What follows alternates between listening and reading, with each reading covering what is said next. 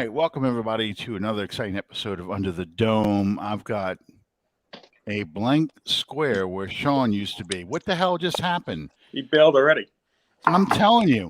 I hope that's a blank square and Sean's not. Okay, there he is. I leaned back in my chair and the headphone thing turned on me. Oh, I thought you almost flipped out of it. No, that would have been last night. Oh, I got you. And I was hoping you weren't going to show us a certain scar or something. You know, that. Anyway, welcome tonight, Under the Dome. I'm your host, Alan Orick, with our partners in crime, Sean Williams, Bob Rose, and our special guest from beautiful New York City or New York area, Mr. John Butler. How you doing, John? How are you, fellas? Thank you for having me. Well, glad as always to have you on. It's great to have, Bob's in Pennsylvania. You're in New York. Am I right? New York area? I'm in Jersey, but I can see the city from 2 minutes from where I'm at. So yeah. So you're a Jersey. You're a Jersey guy. I'm sorry. Yeah. I should have played a different theme song. That's fine. I should have played the Sopranos theme song. Woke up this morning, got myself a gun. Yeah, there we go.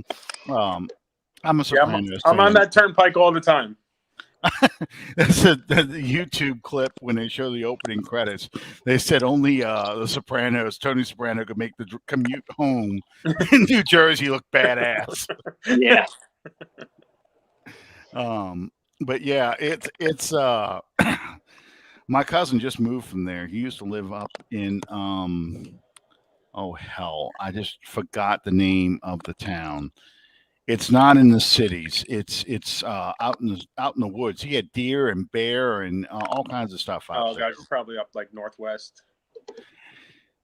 I want to say, is Nantucket out there, or is that Massachusetts? Yeah, that's Mass.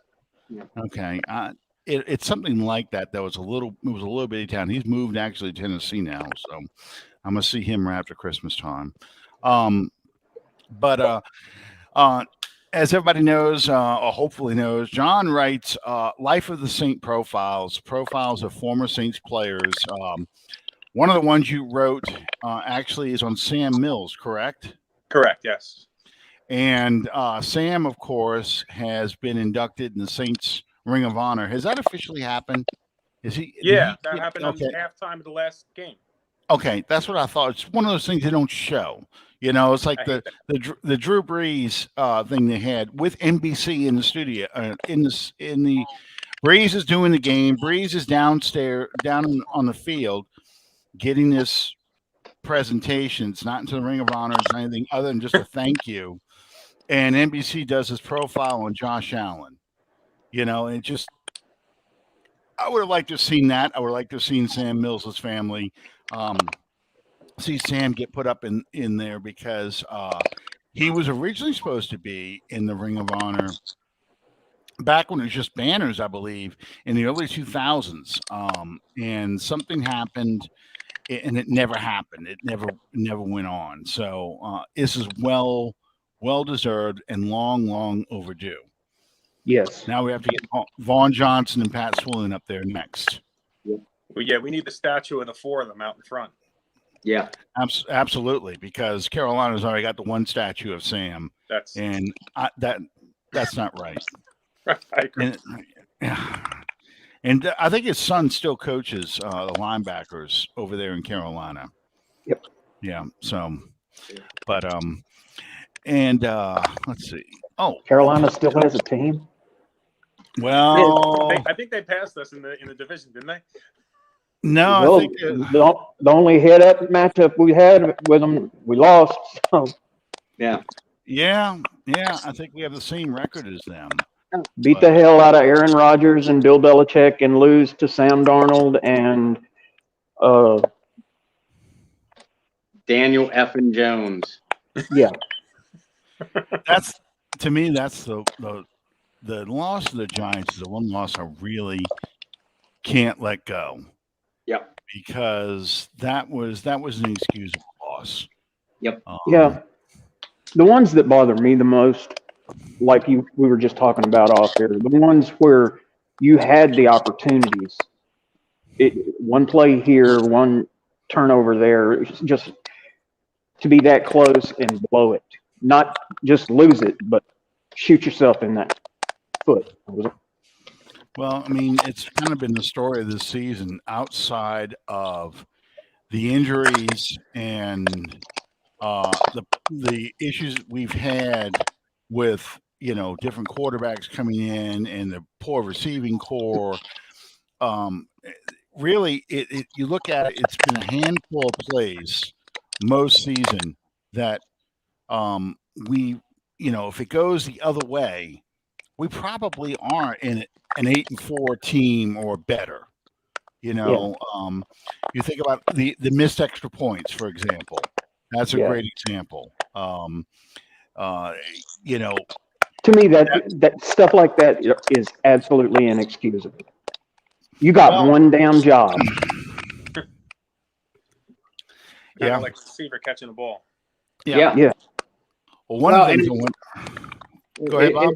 It's those kind of things. I mean, so many people in our fan base have already given, waving the white flag on this season. But like the four of us were talking before we came on air, the Saints sit in 12th place in the NFC. As we sit here tonight. But you look at the Redskins and the 49ers currently hold the last two playoff berths. They're 6-6. Then the Eagles, Vikings, Panthers, Falcons, and Saints all have 5-7 or 6-7 records. So the Saints are still very, very much in it. It doesn't feel like it, obviously, because of the way they're playing and the 5-game losing streak. Which brings me to B, what you guys were just talking about. The couple of plays here or there, or making Sam Darnold and Daniel Effin Jones look like Pro Bowlers. If those things were to change, we're just talking 1 or 2 games here, not necessarily the entire 7 losses. These Saints are sitting in a very comfortable playoff berth, which I think that's what people should be focused on right now. And I get the frustration over it. But if this team manages to get just a tiny bit healthy and turn it around just a little bit, they're right back in this playoff hunt very, very easily. Yeah, I mean, exactly. So, it's one of those things that, we didn't even talk about the missed field goals and mixed extra points. The kicking problems we've had in this team. These are all plays that I'm reading insane stuff that Sean Payton's got to go. Maybe we need a whole new team, clean house, get rid of all the players that we built around Drew Brees and get draft picks and just build an entirely new team. And, it's insane because the team isn't that far away from competing again. We're a few injured players. We're a few picking up a couple key players, and I guess that's why the frustration level is as high as it is for people, because they can see that we should be able to. We like you said, we beat the Packers, we beat the Bucks. When this team is playing at a high level and not making those mistakes, you can see how good this team could be, even with the quality players that we have. Bob, is that something on your end? There's like a squishing sound. I don't know. I know my audio is really bad. Yeah, it's like really crackly and stuff. Okay, mine was too for a second there. Is that better? Sounds like somebody chewing ice. Yeah. Okay, I'm wondering if it shouldn't be me. I don't think it's me. It's who? Is it who is it? No. Okay. Y'all, John, you still there, right? You're not frozen, are you? Okay. Okay. I'm here. Yeah. All right. That's what I'm hearing it too. I'm trying to see what the heck this clicking sound is. It shouldn't be me. I hope it's not me. Here, let me try to mute. Maybe it's me. That's what it was. Okay. All right. Yeah, because I'm playing with the sounds. So it's John and his Jersey invasion. I got you. I'm going to try and jump off and then jump back on again. See if that helps. Okay, John. All right, John. All right. So the most maddening thing about all of this is not necessarily that we're losing, but as we stated already, the way in which we're losing and the level of inconsistency, even taking into consideration the injuries and this and that, but you destroy Green Bay to open the season, and then you lay an egg the next week.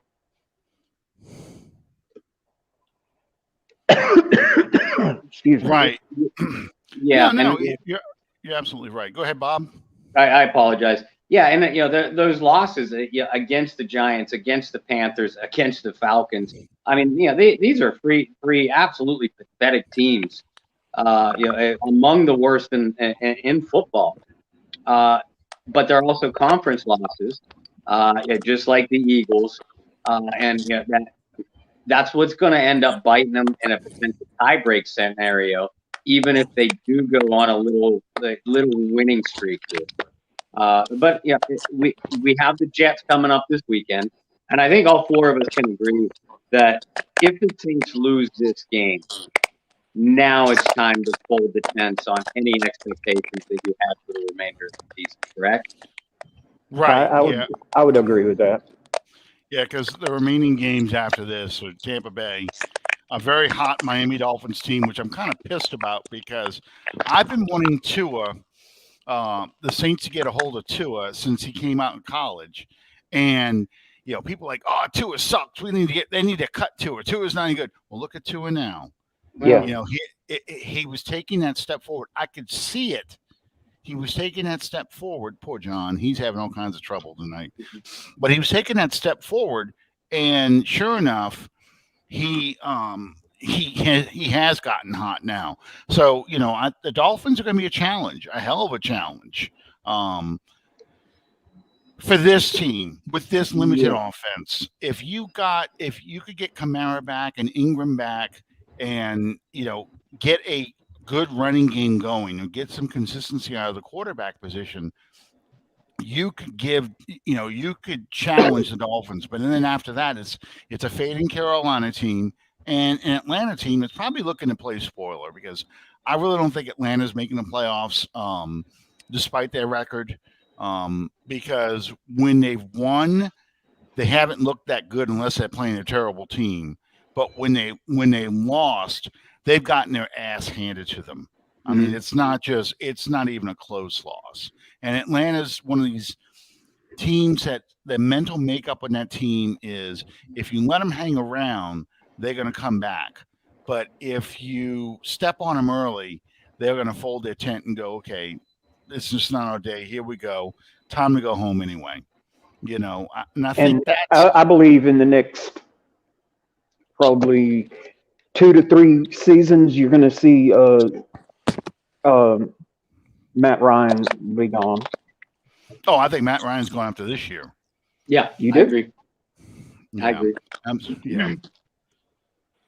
I mean, it's just they have no confidence in Ryan. They're ready to move on. They just need to make a draft pick, and I don't know if that's going to be Matt Corral. I don't know if it's going to be some, I don't even know all the quarterbacks right now in the draft, but I do know they're going to be looking to make a move to move on from Matt Ryan. So yeah, that's in my opinion, that's really not what the issue is. Much like us, he doesn't have much of a supporting cast for whatever reason. Well, his offensive line is crap. I mean, you just watch them. They can't run the football and they can't pass protect. So all they have to do is just send guys in after Ryan. They're not worried about those receivers if they can get to Ryan, and they can get to him. Yeah. He knows it. When Ryan is successful, it's when he gets the ball out of his hand quickly and gets it into a guy like Cordell Patterson's hands. Yeah. That's really been their number one weapon. even more than Kyle Pitts. And I follow Falcons stuff on Twitter just because when they lose, it's hilarious. I mean, that's some of the most amusing tweets of the day. But they're all pissed off because that they took Kyle Pitts over a quarterback. Well, you remember our Falcons guy, that buddy of mine that used to write with the PFS? Oh, yeah, Josh Schultz? Yeah. Yeah. Draft night, 2 minutes after they picked Pitts, he said, "Are you serious? We took a tight end?" Yeah. I said, "Dude, this is a tight end that can play wide receiver." Yeah, and he can. But, Pitts is on a team that's rebuilding. So, that's the kind of player you take when you have a running game, when you have a young quarterback, when you have a team, a foundation's pretty much built, and you're ready now to start adding weapons, I think. Yeah, I agree. That's the issue. John, give us a glimmer of hope for not only this Sunday and the Saints, but the remainder of the season. Wait, I didn't catch all that. What was that? Give us what you see as a glimmer of hope for the Saints, not only coming into this Jets game, but maybe to look forward to the rest of the year. Well, I mean, I guess the hope would be how mediocre the NFC is, as far as getting in the playoffs. You mentioned some of the records that everybody has and how many teams still have a mathematical, and not just a mathematical chance, but like a realistic chance of hitting that 7th slot.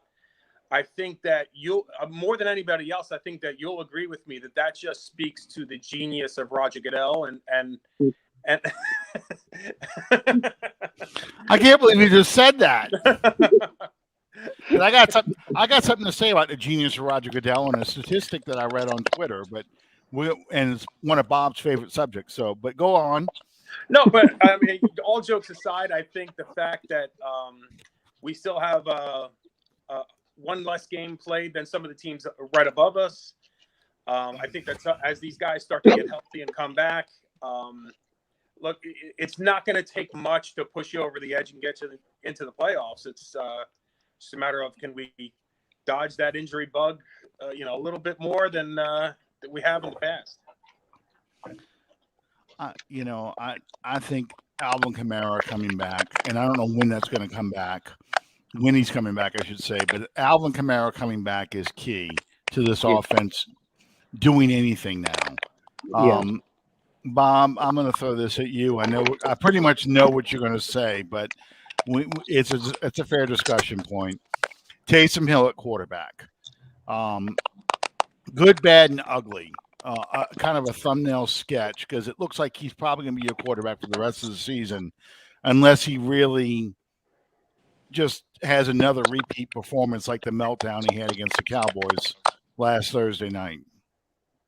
Yeah, and I think Taysom Hill should be the quarterback the rest of the year, provided the hand, that throwing hand is healthy enough to grip a ball in some way, shape, or form.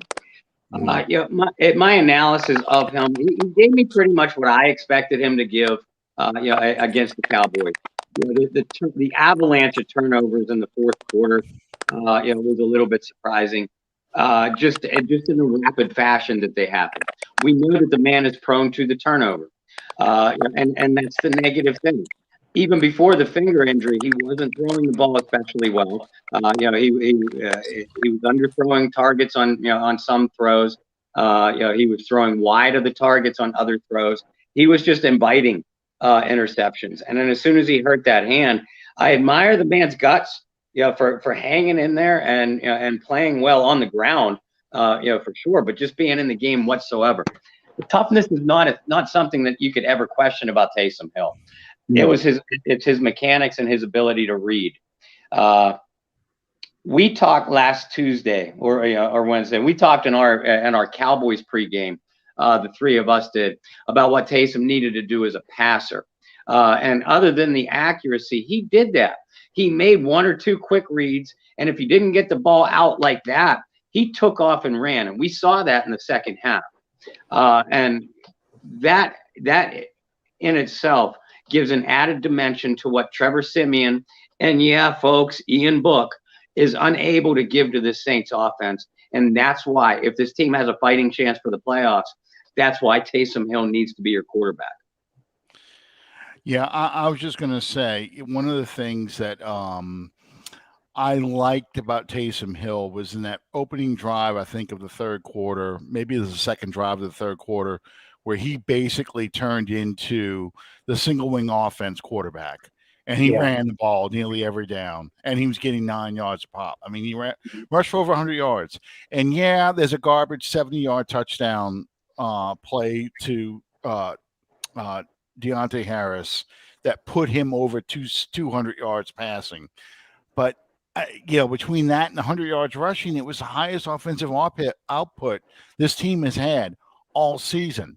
I mean, if we're going to ding Taysom for the 70-yard touchdown pass at garbage time, we can kind of knock, Jameis Winston in that first game against the Packers, where he finally broke the 100-yard mark when he threw the 58-yard bomb to Deontay Harris late in the game. I mean, so it still counts as yardage. It's it's still part of it. So yeah, my thing with this is you can see there's some energy to the offense. The offense looked pretty lethargic under Terrence Siemian. I knew I was going to say it. Unless we're playing Zydeco, Terrence Siemian is not the quarterback of the Saints. But Trevor Siemian, the offense began to look pretty lethargic as it played.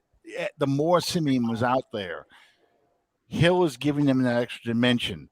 It's just unfortunate that his mechanics as a passer just are not very good right now. I mean, it's getting. I see improvement, but the injured finger it ruined anything he was doing. It kind of ruined it as a passer because he's getting rid of that ball quickly, short, quick passes, putting the ball where the receiver can get it, but then when he had to start pushing it deeper, that's when he was running into problems. So, bottom line, I believe that Taysom is absolutely going to give you the best chance to win. At this point, yeah. At this point, yes. I saw that look, John. I saw that roll of the eyes. Yeah. I mean, well, John. Yeah, I mean, how do you feel, John, about this? I mean, look, I guess if nothing else, we're gonna firm up our opinion, and we'll collectively agree that by the time this is all over, that Taysom Hill is not the future of the Saints. So if that means we got to sacrifice a couple games now, I don't know. I think he's so valuable in the role that it seems like he's built for, and the fact that look, he wants to play quarterback. That's his prerogative. He's going to push for it, but I just don't think that. But is he really pushing for it? I mean, he says he wants. I don't know how much he pushes versus how much Sean Payton wants it to happen versus how desperate the team is. I mean, I'm sure it's a combination of a lot of things, but. Mm-hmm. Now, let me clarify the comment that I made about him giving you the best chance to win. I don't mean long term, like for the next 2, 3, 4 years. Well, Siemian had his audition, and it was uninspiring. You're not getting Jameis back. Ian Book probably doesn't know the playbook. Well, that's going to be my next topic here. So we know what Siemian can do and what he can't do. The longer Siemian is out there, the more his limitations are exposed. With Taysom, you have the threat to run.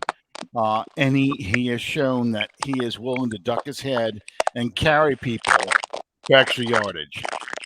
And you're playing in an offense right now that's minus Alvin Kamara, that has an aging Mark Ingram who can give you some carries, but is not a 25 to 30 carry a game player anymore. So you have to manufacture the rushing yards from somewhere, and that's where Taysom Hill comes in. Let's look at Ian Book. If they lose to the Jets, then I think it's time to start looking at Ian Book. But then when do you put him in? I wouldn't put him in against Tampa. They'll kill him. They will break that guy in half. So now you're talking about Miami on the road. I think that game's on the road. I'm not sure. It might be, no. That's a home game. I'm wrong. That's a home game. So, do you play him against Miami? Do you play him against Carolina or Atlanta? I mean, that's probably about the time you're going to be looking at these things. John's having all kinds of problems, and I think it's his headphones he's got on. I think that's his problem. But he's saying he can't. He can barely hear us. So, Bob, let me ask you: if we lose to the Jets, is it Ian Book time, and when would you put him in? If we lose to the Jets, no, it's not. It's absolutely not Ian Book time yet, and I'll tell you why. All four of us agreed before that if you lose to the Jets, for all intents and purposes, the meaning of your season is done. But as you pointed out, Alan, you have Tampa Bay coming up next week. You don't want to put a rookie quarterback in his very, very first NFL start up against that defense on the road with a completely depleted team around him. That's suicide. So to me, you get Ian ready to play if you lose to the Jets, and you groom him for a start either against Atlanta in the 16th game, or Carolina in the 16th game, or Atlanta to close out your season. Those you gun for at least one of those two games, so that way you could see the kid in game action. You get him a couple of weeks of first and second team reps, because he hasn't even been getting that. Remember, guys, he's been getting practice squad, scout team type reps, or nothing at all. So he hasn't even been getting practice time with this depleted offense around him. So yeah, you lose to the Jets, your season is done, but you still have to roll in with what you got against Tampa Bay.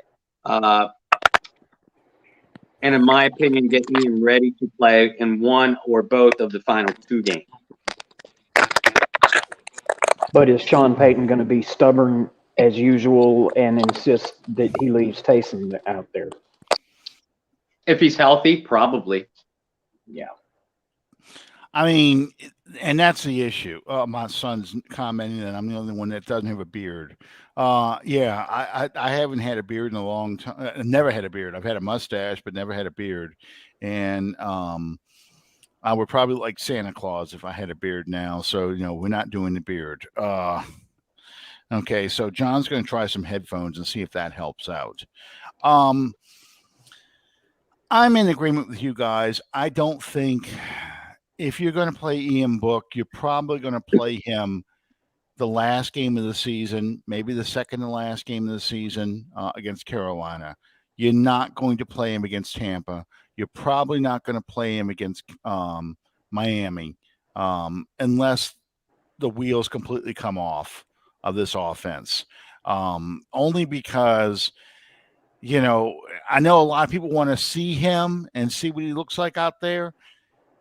I'm going to tell you what you're going to see. You're going to see a kid make a lot of mistakes. You're going to see a kid get knocked around a lot and probably turn the ball over even more than Taysom does. And someone who's going to take a lot of timeouts and get delay of game penalties because it's going to take him a while to get the verbiage of this offense down. Yeah, he's not ready. It's like you're looking at a piece of fruit that's not ripe and you want to eat it, but it's not ripe. I'm going to sound like Nebula from Guardians of the Galaxy 2, but it's not ripe. You can't. So is it a fair evaluation to go out there and watch him get his ass kicked? And then everybody's like, oh, then we have no quarterbacks now. Well, he's in a position where if they do take that route, there's no way that he's going to be able to win with his fan base because he will suffer. It happens to everyone.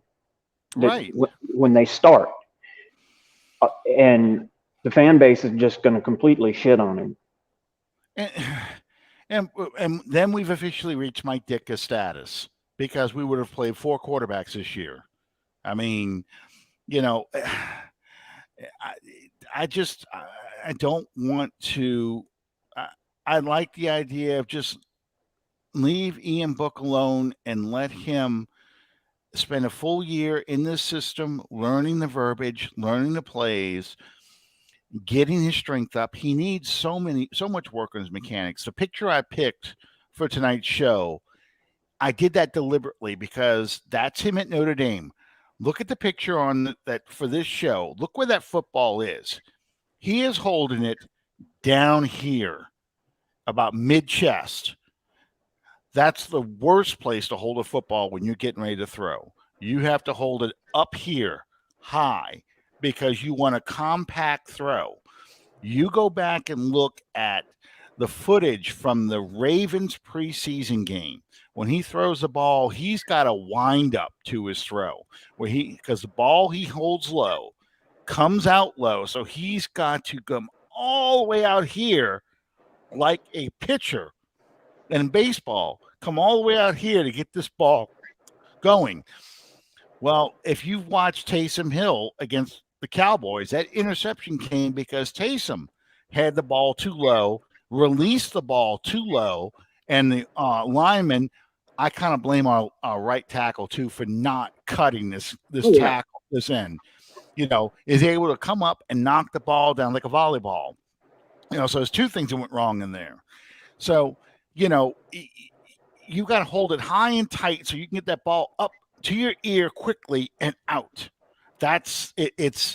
The faster your release is, the more completions you get. If you keep that ball down low, first off, it invites, when the pressure comes on, easy to knock the ball out of your hands because you're already holding it down here. The pass rushing guy, the pass rushing defensive end or defensive tackle is coming at you. He could just swipe that ball. It's at waist level for him. He doesn't have to do anything. He swipes the ball, knocks it loose. It's a fumble. That's what they want to do, So it's frustrating because people just want to see this miracle happen. That Ian Book comes out, goes 20 of 25, 3 touchdowns, 325 yards, and everybody can go, what the hell were we doing all this time, wasting our time with these other guys? Look who we have on this roster. We could have possibly done something with him. So Joe Montana ain't walking out that tunnel. Yeah. John couldn't do it. Unfortunately, he, I think it's his. I think it was his connection, and I think it was his headphones. Not having headphones. I'm not sure what he was on, but yeah, that's terrible because I wanted to talk to John about Sam Mills more. Yeah. Yeah. And that's a good comparison. Tom Savage was a good comparison to that. Of what I'm talking about as far as quarterbacks. So. If I really don't want to get into this part of the conversation, but if we lose to the Jets, is it time to start looking at the possibilities of different quarterbacks out there? We're going to be in the quarterback market. Not yet. No. You mean for the remainder of the year? Yeah. Well, not just. For the future, are we now all options on the table? Or are you kind of like, well, we just need to get Jameis Winston back? Jameis Winston isn't under contract for 2022. Right. So at this point in the year, I ignore that contract that Taysom Hill just signed. That was like we talked about last week. That was just to keep an offensive skill position player intact that knew the quarterback position. Just in case. Taysom Hill is not going to be the quarterback of the future. And John Butler said that a few minutes before we completely lost connection with him, is that these next few games, I think, will prove nothing more than that. As far as throwing mechanics, ability to go through progressions, etc. So although at this point I would give Jameis Winston the slight favorite to be the quarterback of the Saints in 2022. At this point, you've got to consider all options on the table. Draft. The Saints go big name hunting, whether it's Derek Carr, Russell Wilson, Aaron Rodgers, whatever, or bring Jameis back. Because I say, on the other hand, as much as Jameis has to be considered the slight favorite right now, if this team were absolutely convinced that he was the favorite, and John, I'm about to answer that. If Sean Payton were absolutely convinced that Jameis Winston was his quarterback, the Saints would be negotiating a deal with him right now. Agreed. I totally agree. I think Jameis Winston is what you do when you're bargain shopping or shopping at the scratch and dent floor model appliance sale. You're not, and it's not a knock on Jameis Winston. Right? Wait, what's that? Bob's Car Shop, right? Yeah, Bob's Car Shop. There we go. Well, Bob's Car Store. When it comes to Jameis, there's this may be what you were about to say. You got to consider his injury history. You got to consider his age. Well, he's young exactly enough. How much longer is he going to be able to be a productive member of this offense? Well, he is young. He's only 26. So you're looking at no, he hasn't been in that league that long. It just feels like it. Yeah. It's like dog years. No, he's been in the league since 2016 or 2015. So, he is he's a young pup. And there too, Bob, I'll address this to you. What would you consider to be a long-term deal with James? To me, I'd be trying to, because, and this is just what I've seen so far of the rookie class. I do like Matt Corral, but he's got a long way to go. In my opinion, he's the only first-round worthy quarterback, and he's not a guy that you can plug and play. Don't give me this Kenny Pickett crap, because I've seen him 4 years, what feels like 10 years at Pitt. He is not the answer, folks. If you're a Saints fan, you do not want him. But I digress. Given the fact that there are no, in my opinion, franchise quarterbacks in this upcoming draft, you have to at least inquire about Russell Wilson and I suppose the other guy in Green Bay. Oh dear God, I don't have the strength. Neither do I. But if I'm the Saints, I go to Jameis Winston and I say, look, I don't expect you to sign another one-year team-friendly contract for us because there are going to be too many quarterback-needy teams. Here's my deal: 3 years with a club option on that third year, to give you an out. So basically, 2 concrete years at about 20 to 22 million a year, which is higher than average. Puts him about middle of the pack, really. With incentives, but performance incentives built in, whether it's Pro Bowl, touchdown passes, yardage, lack of interceptions, that kind of thing. A long-term deal, no. But again, if Jameis plays well through that hypothetical deal with 2 to 3 years, he's only 30 years old, and by that time, quarterbacks are going to be making $45 million a year. Yeah. I'm really hesitant to even give him a 3-year deal. I kind of would like a 2-year deal with an option in that second year. But, the problem is you're probably going to have to spread out his cap hit because you have a cap issue coming up next year. The Saints are roughly, depending on what you read, $50 to $60 million over the cap already for next year. So, they've got to do some juggling, and Nick Underhill has a great article how they can do it without cutting people. Some juggling to figure out just to get enough money to get under the cap and draft people, much less start signing free agents. So, that's why I said that Jameis Winston at this point is a scratch and dent floor model quarterback, or rent to own maybe quarterback, that you're only going with him because you've already seen what he can do in your offense. maybe we'll see if he can get better with a healthy Michael Thomas and, maybe another weapon you can bring in via the draft.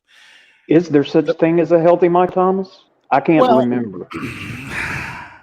I had that a minute ago. That's the 1992 Saints game, because I picked that game to show back there because we were going to talk about Sam Mills at this point. In this game, Brownie Nagel's the quarterback for the Jets, and at one point, Brownie Nagel drops back like this to throw the ball, and Sam Mills just comes and rips it out of his hand like a Statue of Liberty play. Rips it right out of his hand, runs it all the way for a touchdown.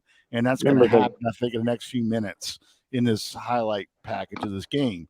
But I had the 2017 Saints Jets game a minute ago up there with it was Matt Petty, not Bruce Petty. What the hell was his name? Bryce Petty. That's right.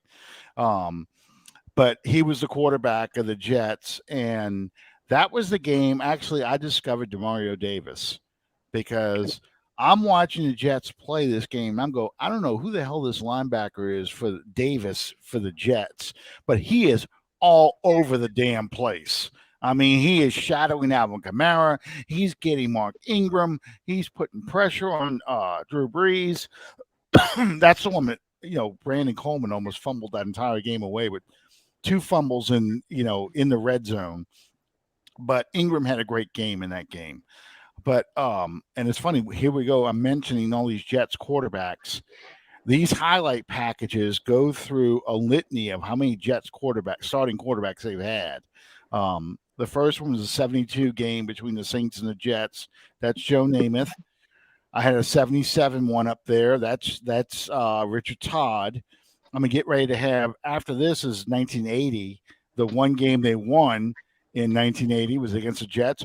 That's Richard Todd again. So, the Jets have, if that's not a lesson of what happens when you just start throwing quarterbacks out there, the New York Jets are the poster child for just throwing guys out there to see what you can do with them. Also, let me ask you guys this. Can you see, based on what we know as far as the prospects that are coming out for this year's draft, could you see Sean Payton drafting quarterbacks 2 years in a row? Yeah. Oh, yeah, absolutely. If they fall right, yeah. When I said his wrong name, Brandon, I didn't say Brandon Coleman. I thought you did. I thought I did too. So, yeah, that's a quarterback. That's the quarterback I want. But it's going to be a lot of competition for him. Jimmy Garoppolo. I know some people roll their eyes at that, but Garoppolo, I think, fits the mold of this team, the way it's built right now. I think part of the reason why Garoppolo gets a crap kicked out of him in the 49ers is because, Shanahan tries to get so cutesy and so creative that he exposes Garoppolo to a lot of hits he really shouldn't get, and tries to do things with him that you really don't need to have. So, I mean, it's the options you have. I even saw Kirk Cousins is now rumored to get released after this year at Minnesota. I can't see that happening. He's having a Pro Bowl season. He's got like 25 touchdowns to 3 interceptions or something ridiculous like that. And, they're losing because their defense stinks. And yeah. I think that head coach gets fired, but I cannot see them letting Cousins go because they have nothing behind him, so. Well, I mean, and teams like Minnesota or Cleveland with Baker Mayfield is another nice example. Mm-hmm. If they jettison Mayfield or Cousins, it's either because and I agree with you about Minnesota, they have a coaching change imminent, and the coach is always going to want his guy at quarterback, unless he's walking into a franchise situation, or B, in Cleveland's potential case, they just in Cleveland, just like the Jets, has been a revolving door at quarterback too, which is one of the reasons why they're the Browns. Mm-hmm.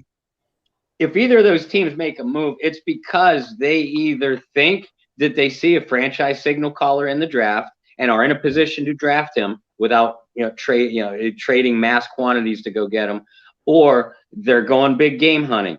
They're going after a Deshaun Watson, a Russell Wilson, and a guy up in Green Bay.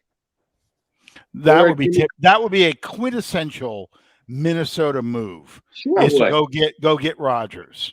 Sure, but any of those guys. I mean, if you're going to make a move from the quarterback that you have, or in the Saints' case, could sign, it's because you probably think that you can get a Wilson, a Rodgers, a Garoppolo, or a Deshaun Watson. Because again, I love Matt Corral, but I wouldn't want to base my 2022 team results on him. And from what I've seen of the quarterback class so far, I mean, I have to analyze it deeper after we get out of the season, which will be part of my job, obviously. But I haven't seen any. I've seen a lot of Kenny Pickett in the last 27 years he's been at Pitt. But I haven't seen a lot of the other guys that are going to be draft eligible. It's funny, because I'm looking at this this mock draft. I don't even know what date this is on. Let me look at this date. September 13th. So this is the beginning of the season. And they got Carson Strong out of Nevada going number 1 overall to the Texans, which the Texans don't even have the number 1 draft pick. That'll be the Lions. The Lions can't even tank right. Right. Just like the Jets last year. The funny thing is, in this mock draft, they got Matt Corral going to the Washington Redskins football team, and there's another guy, Taylor Heineke. It's somebody that no one likes, and yet he seems to play well enough to kind of justify keeping him around. So it's to me, Heineke's almost a little like Jameis Winston in this regard with the Saints. I mean, where's the real upgrade from Winston? And I'm not really a Winston fan, but unless you're going to go after a big name like Rodgers or Wilson or Watson, if he doesn't end up in prison, I mean, it's so hard because you've got all these quarterbacks that you're going to try and switch teams, and they have to fit a certain kind of system. And we're lucky that Peyton's got a system, and I think that's reflected in the stats that Winston put up. Maybe the offense wasn't as efficient as you would like, but the stats he put up shows that at least even a guy like Winston can function in the Saints offense. So, I was very impressed with his level of play until he got hurt. Well, pleasantly surprised too. My problem with his level of play was you got the touchdowns and you got the interceptions down, but you also had these long streaks or long periods where the offense just could not move. And some of it is due to the quality receivers that we have. But some of it I felt in the case of the Giants game, in the case of the Carolina game especially, I felt that, there was an issue with the entire offense, including the quarterback, just being consistent. When you had opportunities to make plays, you left them on the field. Holding the ball too long, afraid to make the interception, that kind of stuff, Yeah, so. And I think, and the three of us did talk about that exactly that kind of thing, early in the first month of the season. One of the issues with pass protection, and that line was underperforming too early in the year. Let's face reality.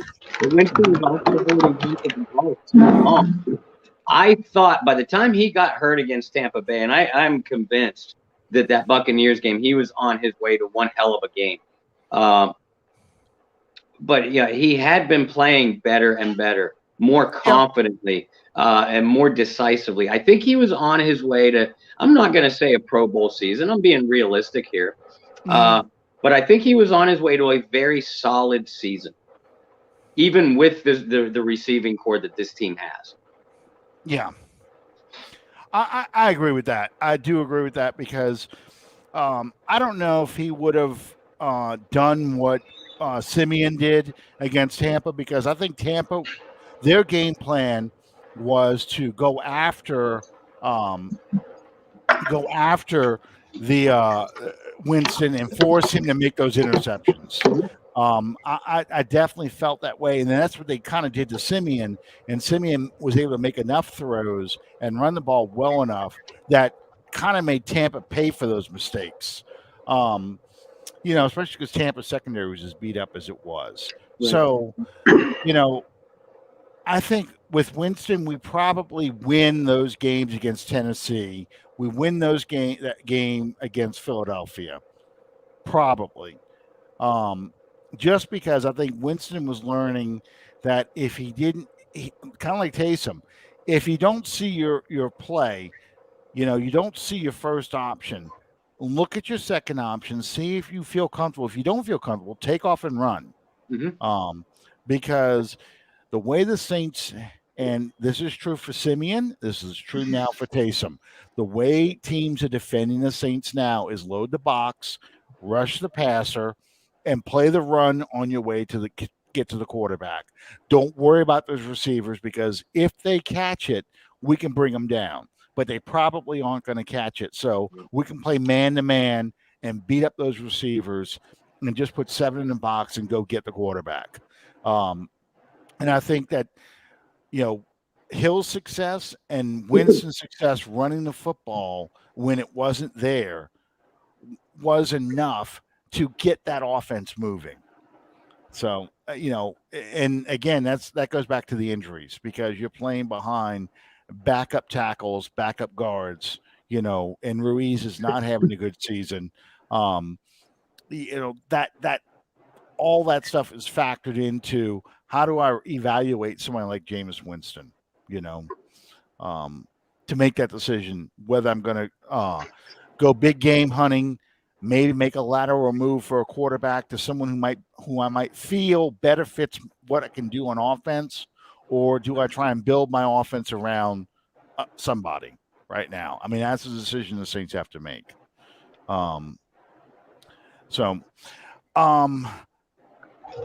Okay, couple housekeeping items. The long overdue release of Kenny Stills happened today. I wasn't a fan of bringing Kenny Stills back to begin with, because I felt like there's a reason why he was on the street. There's a reason why the Texans released him. I just felt like he was a one-trick pony that kind of got a little bit better with Miami and showed some promise with the Texans, but it deteriorated quickly. Kevin White was brought to the practice squad. I mean, where do we go from here, Bob? Again, they're going to roll with what they got. Deontay Harris has been, Deontay Harris's 3-game suspension was upheld. He appealed it, which is why he was able to play against Buffalo and against Dallas. But Harris is now out until week 17, which means you're gonna roll in with Marquez Callaway and Traquan Smith as your starters. Lil Jordan Humphrey, who I thought played pretty well against Dallas. Lil Jordan Humphrey will probably be your number 3 wideout. Poor Ty Montgomery, and we say poor Ty Montgomery because just as they train him for one position, they have to shift him back to the other because his need is more there. Who knows where poor Ty is going to play, which means we will probably see Kevin White elevated to the active roster with Harris's suspension and Stills' release. You had to release Kenny Stills, like Sean just indicated too. He wasn't making the play. 5 receptions and 22 targets in 10 games is absolutely ludicrous When you have a receiving core this devoid of talent, it's an understatement to say that much more was expected of Kenny Stills when he was brought back because of his knowledge in the system, because of his progress that he made with Miami and Houston. Alan, I don't blame you for having doubts when they brought him, but they had to make the move they did at the time. Oh yeah, just to see if they could find something there. But that experiment, that fizzled out. That fizzled out 6 games ago. Mm-hmm. Absolutely, I felt the same way. I mean, when he first came back to the Saints, I was like, I don't see anything that I saw elsewhere. I didn't even see the effort. Honestly, it didn't feel like there was much effort by him. And I think honestly, Lil Jordan Humphreys having those good games against Dallas and really to an extent against Buffalo. Yeah, he showed something against Buffalo. I think that kind of pushed the Saints to go ahead and release him because I think Stills was only around because he needed a body. Mm-hmm. And that shows you pretty much how bad the receiving core is. That you kept somebody around just because they had a body temperature, and a heartbeat. It's very frustrating because, of course, Deontay Harris gets suspended because, of course, he's the most productive receiver on this roster. I get it that Sean Payton's attitude is I only really need one receiver to be my go-to guy, and I can just scheme some guys open. But he really needed a quality veteran on the other side. And you had something with Taysom. I mean, with Ted Ginn Jr. and you had something with Emmanuel Sanders. But I really, and we've said this over and over and over again, I really am furious that we got nothing this offseason, never tried to get something at least from the bargain basement area as a veteran receiver other than Hogan. And we had to talk Hogan out of retirement. He's playing lacrosse, and I think that was the first real warning sign beyond Michael Thomas's injury. The first real warning sign this season was in trouble. Because you really had nothing. Because let's just say Michael Thomas is healthy in these games. How long before teams start bracketing Thomas to take him away? Exactly. About 10 minutes. Right. Exactly. My son's asking, how come Quan Baker hasn't been activated? I think he's so raw. Yeah. I just think he doesn't know what he's doing out there. I really don't. Yep. The same reason we mentioned why Ian Book wasn't playing before, really. I would love to get Larry, but I think Larry wants nothing to do with football anymore. Nope. I mean, if Larry's not going back to the Cardinals and the Cardinals are on a Super Bowl run, because they really are, if he's not going back to the Cardinals for that ring, he doesn't want to play football anymore. Exactly.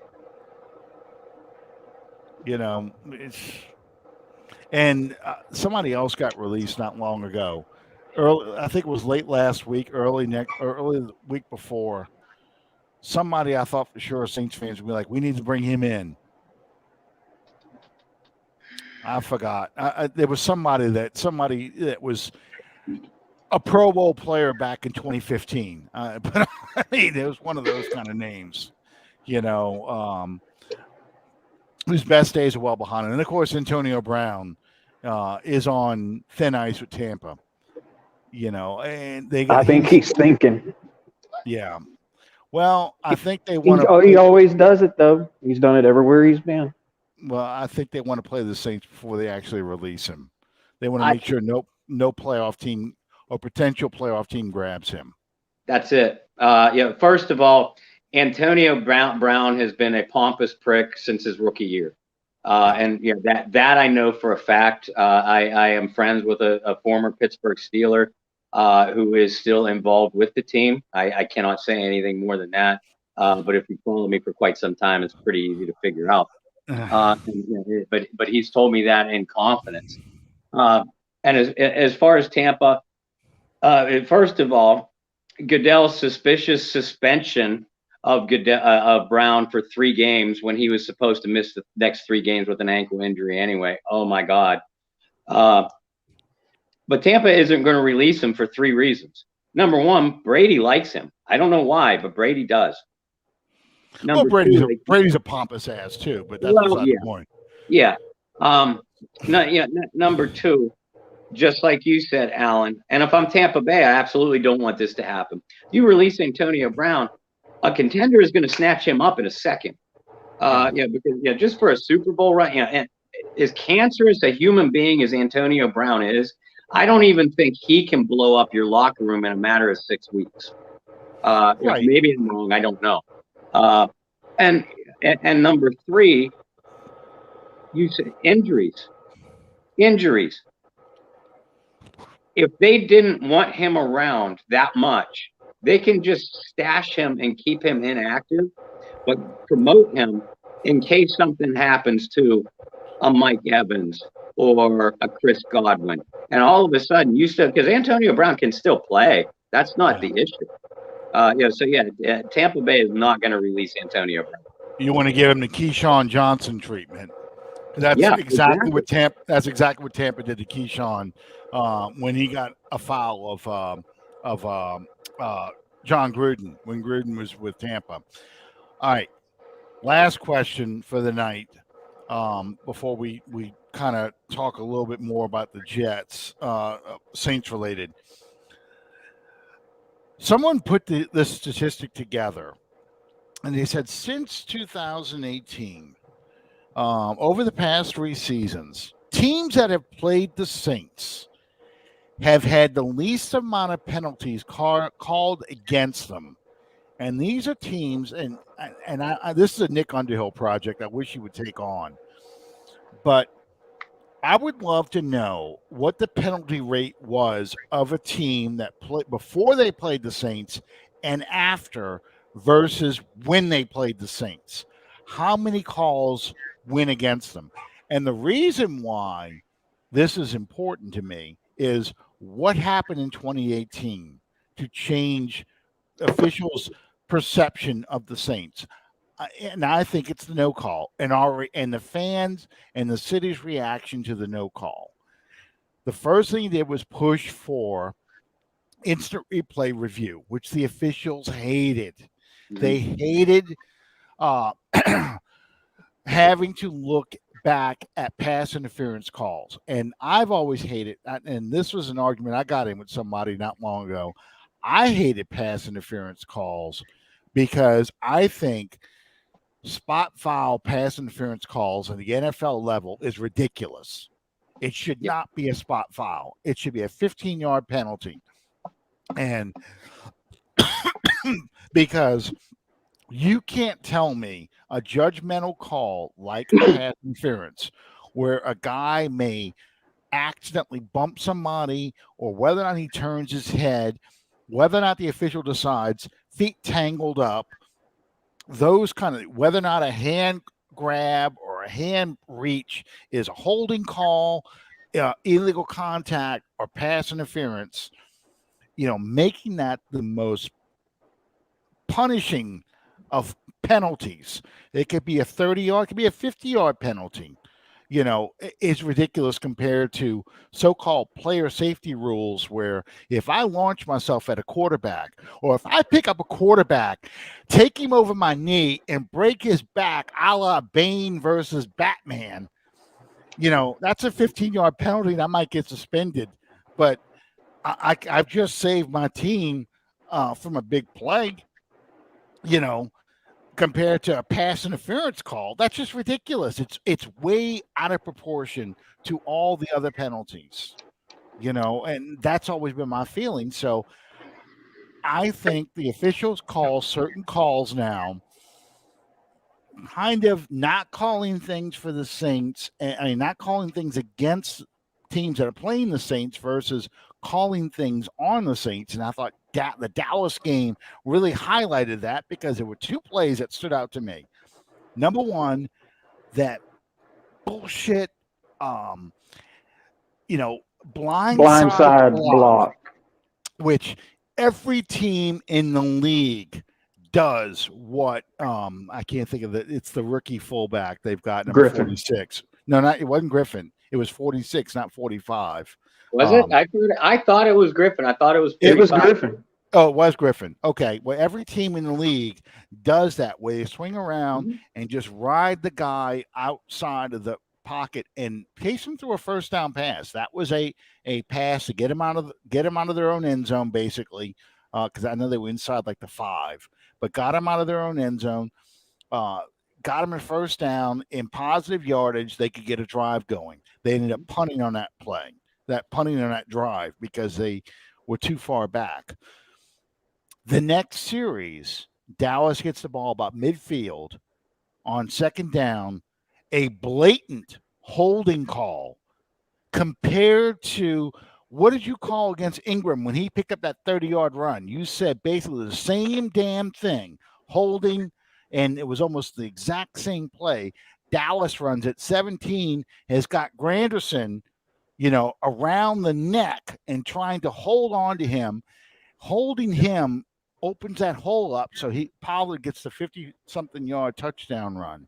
So you get 2 plays, a 7-point swing. It goes from a 13-10 game to 20-10. And given the limitations of this offense, I felt like, that was the game. That was the ball game. So, Bob, this is your favorite subject. Does that surprise you that that there actually is a statistic showing that teams that have played the Saints have had the least amount of calls called against them? I'm glad that someone had the stomach to track it, because I never could, not without going violent, like postal, newsworthy kind of stuff. And I'm not surprised the numbers are geared that way. I've said for a handful of years that Goodell, I'm angry because it's a blatant insult to my intelligence, and I don't consider myself a smart man by any stretch, but Goodell and his goons are so blatantly and obviously corrupt that's what my issue is, and I've never felt it necessarily against the Saints specifically.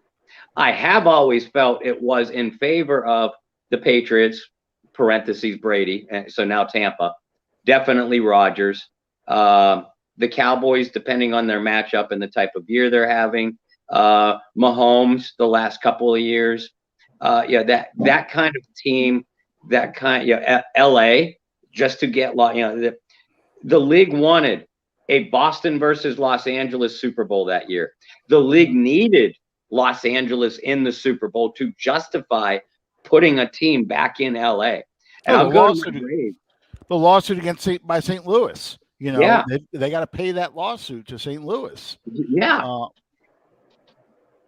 I totally agree with that, because I'm going to make the call right now. Sean, you're a wrestling fan. I want your thoughts on this too. I'm calling it right now. The league is jibing for a Patriots-Buccaneers Super Bowl this year. Oh yeah. Because they would like to see and they want the Patriots to win. They want Belichick to triumph over Brady, so you can have a symbolic passing of the torch from that generation's all-time greatest quarterback now to the greatest coach and his new Brady and his new dynasty he's going to build there. I mean, I can just feel it. I'm watching this game last night. As boring as it was, I'm watching this game last night, and it's like the script is being written as we're talking about this. The NFC stinks. There's no dominant team, so this is the perfect time for Brady just to roll through this thing, because the Cowboys, as talented as they are, they're going to implode. Rodgers never doesn't play well in the playoffs. He finds a way to lose, just like he did last year in the NFC Championship game. So there really is no dominant team in the NFC. In the AFC, you've got, the black Taysom Hill this year in Lamar Jackson. I know people are going to be screaming. I just said that, but Lamar Jackson's not having a good year. Lamar Jackson turned the ball over 4 times. Monday night, I didn't think he played. 2 Monday nights ago, I don't think he played very well against the Steelers on Sunday night. The only thing he really has been doing well is running the football. That's why I'm calling him that. Obviously, he's more talented and a better player than Taysom, but he's putting up Taysom Hill kind of performance at quarterback right now. But Buffalo, we just saw them collapse, and I didn't think Buffalo looked too good against the Saints either. Where Kansas City, that defense is not that good. A, they're getting better, and B, if you want to make a secondary bet, I think if you want to make some money, you place some heavy funds on a Belichick versus Brady Super Bowl.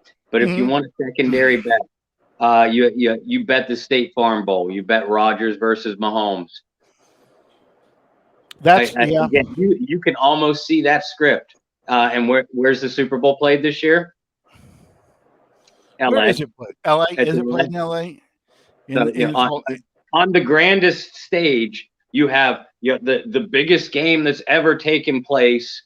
Be it the State Farm Bowl or more likely Belichick versus Brady. The ideal State Farm Bowl should have been when the Super Bowl was in Phoenix, Arizona, because that's a State Farm stadium.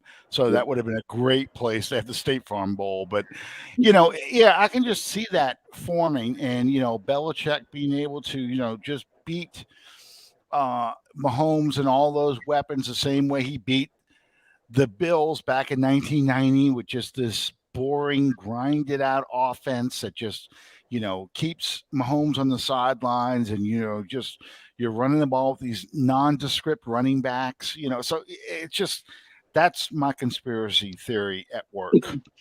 That's non-Saints related. So it feels very WWE, WWF type of scripting, wrestling scripting. Sean, so I'm going to ask you. We've kind of been tap dancing around the Jets a little bit, basically saying if they lose to this team, the season's over with. What do you think is the key to beating the Jets this weekend? I think the biggest thing is you can't afford to beat yourself. Yeah. The Jets are not a very good team, but there again, regardless of the reason why, we haven't looked real good as of late either. I could see this being a game, and all the injuries. Cam is out this week. Cam may come back. He has to get 2 positives. He's vaccinated, so he has to have 2 negative tests, and he can play this weekend. Twitter's joking that the Cowboys gave it to him, but because the Cowboys had all the positive COVID tests, which coincidentally enough, none of the players had COVID, just the coaches. I don't know who was in those rooms with those coaches, but apparently just the coaches were in there talking among themselves. But anyway, because there was no contact tracing at all.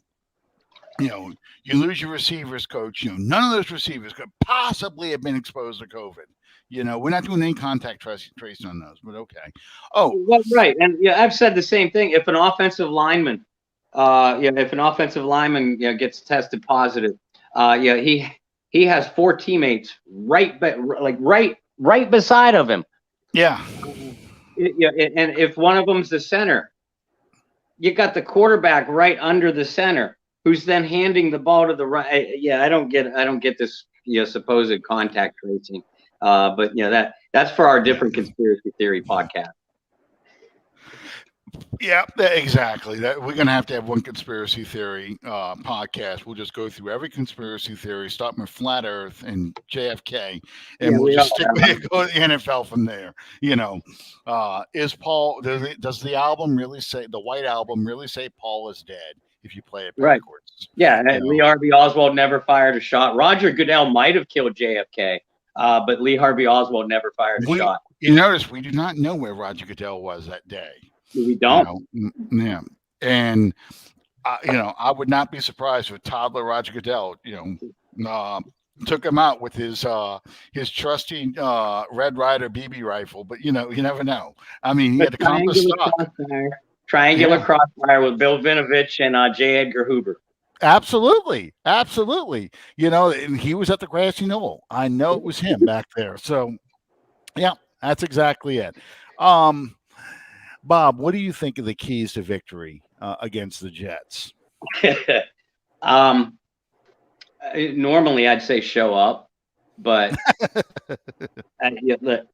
like Sean said, the Saints are not a good enough team to afford to look over anybody right now.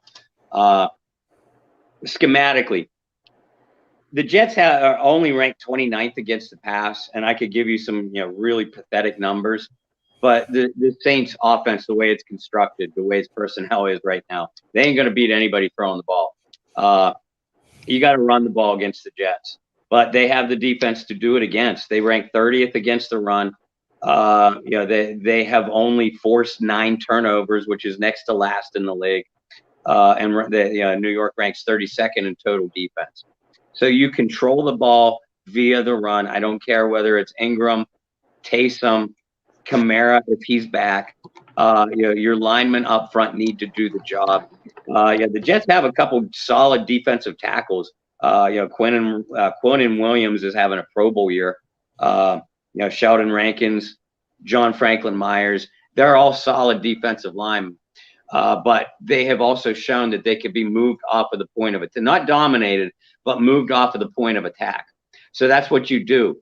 You zone block these guys and you move them and run, slant the other direction, kind of like the old Washington Redskins tray, whatever they used to run with Riggins.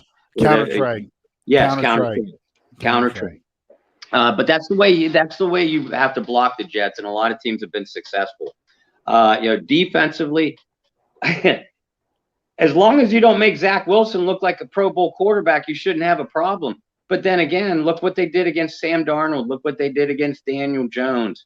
The Jets shouldn't be able to run the ball. They're ranked next to last in the league. But they have a couple receivers that could kill you with Elijah Moore, Jamison Crowder, and Braxton Berrios. Yes. So that I want John to bring back the 3 things I learned. Absolutely. Another conspiracy. As soon as you guys, incorporated me as a regular onto the show, the 3 amigos kind of thing, Butler stopped doing his 3 things that I learned. So apparently I dumbed down the room. It's so much fun. I miss that too, because at work they now starting to learn about this podcast at my job, because I've got somebody who's out of town, a buyer from Virginia, who is in helping us get some stuff done before the end of the year.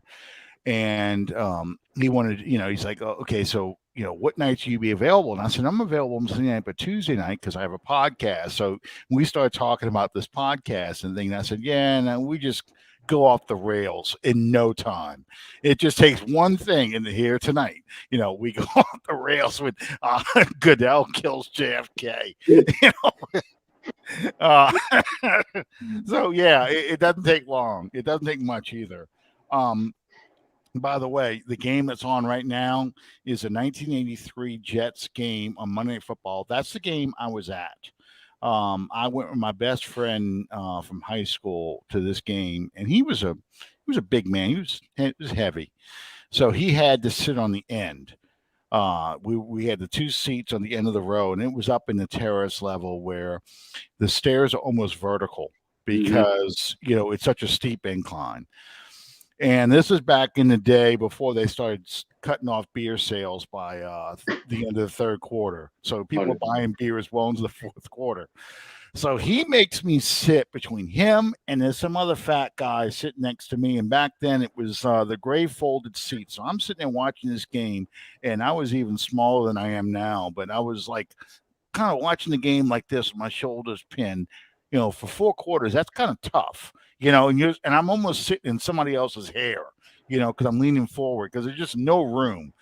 It's like the worst airline flight from hell. So,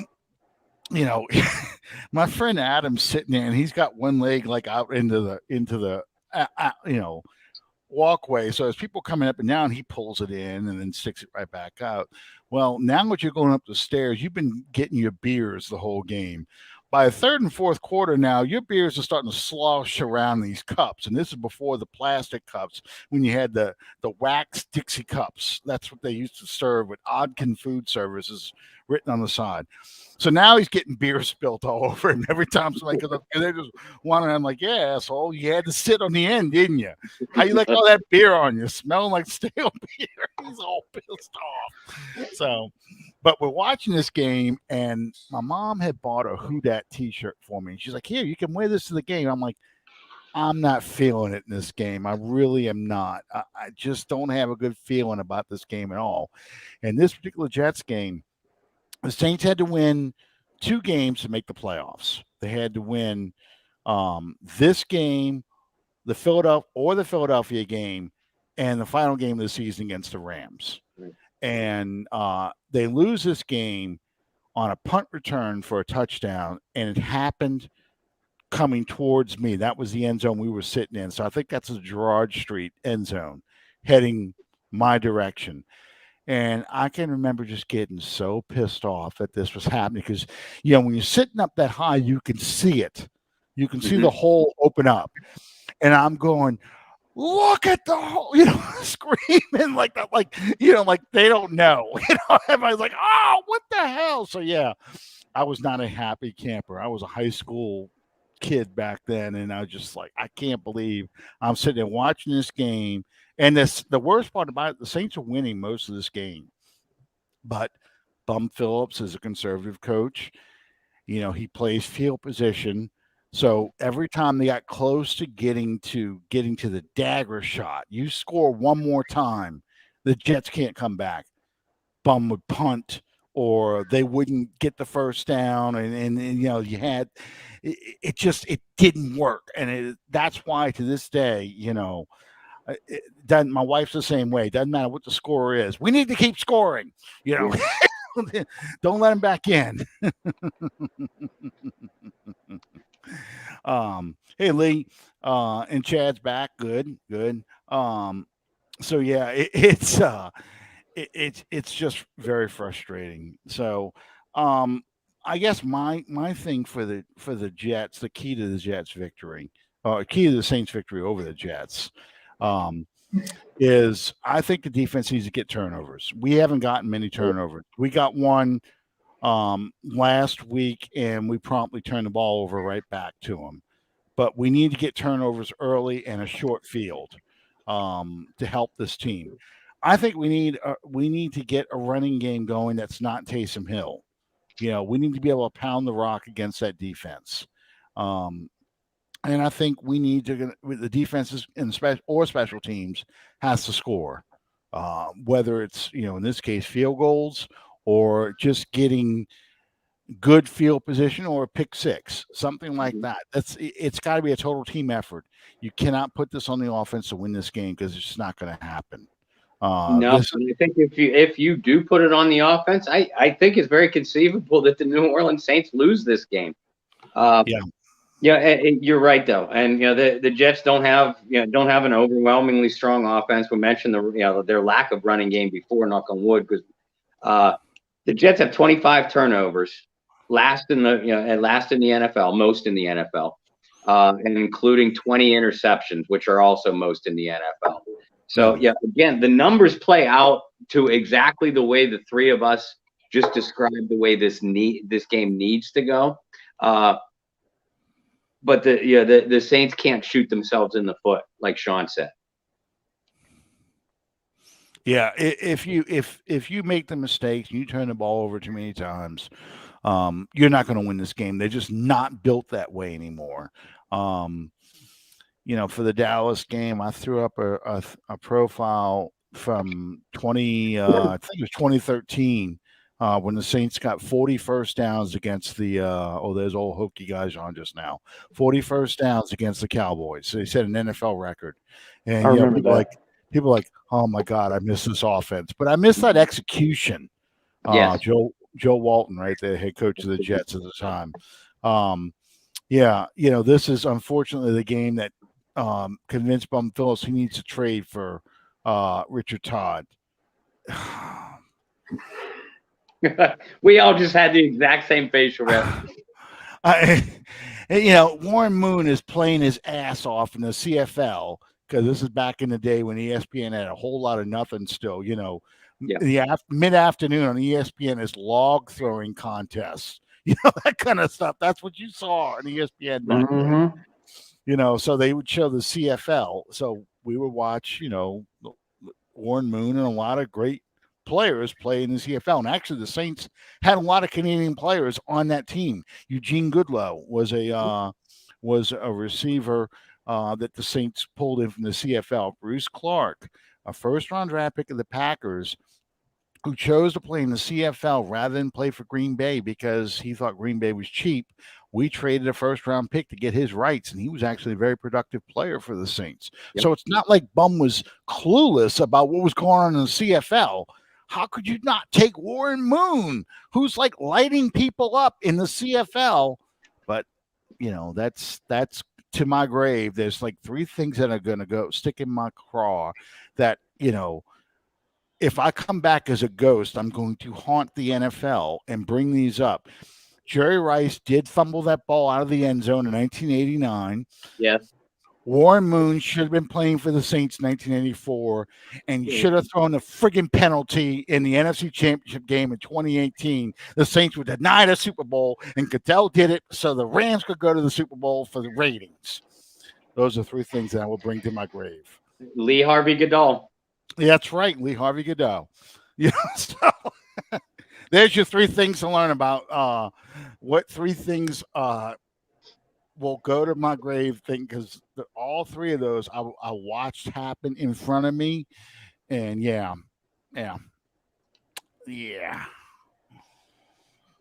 My neighbors are still wondering who cussed like that in that game.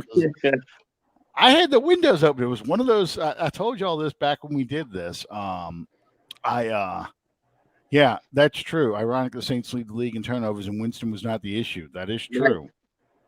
But yeah, I had the windows open for that NFC Championship game, and it was a beautiful day. It was sunny. It was cool. It was, it's one of those winter days that we don't get like the Arctic fronts. We have a nice cool front that comes through, nice and sunny and dry, 50s, 60s outside. And, I think the people 5 streets over knew that was pass interference on something. Not sure what, but it was somebody committed pass interference. So anyway, Bob, what you working on? I saw a couple of things come up already. One showing the Jets Saints history, which is kind of what I'm doing back there. What else do you have lined up? Do you have any profile on any Jets players or anything like that? Nothing on any Jets players. I had planned on doing, just my typical, two scouting reports on the offensive side, 2 on the defensive side, running game and passing game each. But I usually like to get that started on Tuesday. But as I said to a couple different people, at this point I'm in limbo right now, because who the hell do I profile? Is Cam going to play? Is Cam not going to play? Is Davenport going to play? Is Davenport not going to play? Gardner Johnson is still on IR, as is Peyton Turner and Passanio. Is Taysom going to play? Is Taysom not going to play? He is probably, by the way. Are the tackles going to play? Is Kamara going to play? I mean, my God, I don't even know what to profile. But I would probably get a skeleton version of that. One of the previews first thing tomorrow. And John Hendricks will break the injury report probably middle afternoon. So we'll get a better feel as the week goes on, and my previews, my projections and matchups will make at least a little bit more sense. And as always, we'll do our best to stay on any breaking news too. Yeah, that is something to talk about because we don't even know who can play because you have so many injuries. I mean, I think Peyton knows what's going to happen, but as far as what the matchups are going to be like, we don't even know. It's going to be like Butch Cassidy and Sundance Kid. Who the hell are these guys? Yeah. I mean, it really is. You can be saying watching this. That's why this is such a hard game to forecast because fully healthy, you put this team on paper, regardless of the quarterback. You put this team on paper, they should blow the doors off the Jets. I mean, the Jets, the Lions, and the Jaguars are the three worst teams in football, bar none. I saw a statistic. We have 22 players on injury reserve. 22. That's an entire starting offense and defense.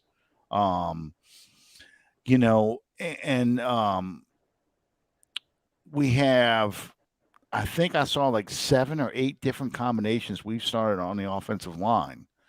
So now on defensive line, when we took Peyton Turner, who's been hurt, unfortunately, all season, people are like, why'd you take Peyton Turner?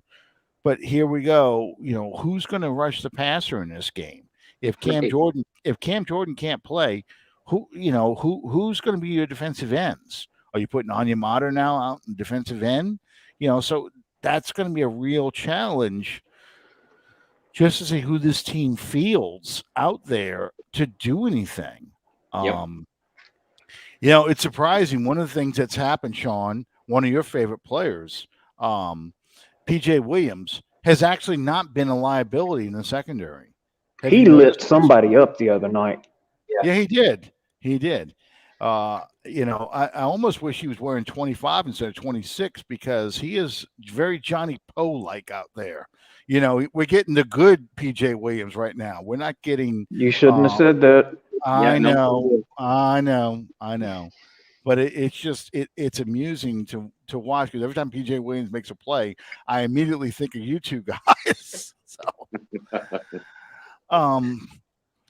I know this show kind of bounced all over the place tonight. Mainly, it's unfortunately the questions I had lined up for John we couldn't do it. John, we're going to try and get you on again. I might send you a set of headphones to help you the next time around. In the meantime, this is kind of what happens when you're in a losing streak and you really don't want to focus so much on the negative. You want to try and get something to talk about because, we've kind of beat up the same positions over and over again. But I'm glad you guys watched. I'm glad you guys stuck with us because, we're still going to carry on with our foolishness. Sean, you look exhausted.